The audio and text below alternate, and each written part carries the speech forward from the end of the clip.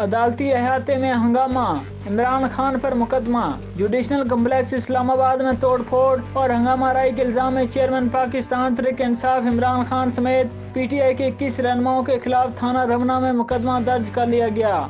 عمران خان کی کل judicial complex آمد پر ہنگامہ آرائی کے مقدمے میں پی ٹی آئی کے 250 کارکنان کو بھی نامزد کیا گیا ہے۔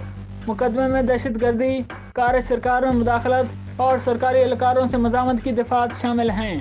ایف آئی آر کے متن کے مطابق عمران خان ہجوم نما پرستار لشکر لے کر جوڈیشنل کمپلیکس پہنچے۔ کارکنان نے ہاتھ میں اسلحہ، ڈنڈے اور جھنڈے پکڑ رکھے تھے۔ ہجوم عمران خان اور پی ٹی آئی رہنماؤں کی قیادت میں جوڈیشنل کمپلیکس میں داخل ہوا۔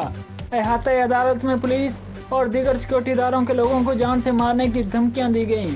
سی سی ٹی وی کیمروں اور بینچز سمیت سرکاری املاک کو نقصان پہنچایا گیا۔ رہنما تحریک انصاف راجہ خرم، مراد سعید، علی ایوان، عامر کیانی، فروخ حبیب، راجہ بشارت، شہزاد وسیم اور حماد اظہر کے نام بھی مقدمے میں شامل ہیں۔ جوڈیشنل کمپلیکس اور لاہور ہائی کورٹ میں توڑ پھوڑ کے الگ مقدمات درج کیے گئے ہیں۔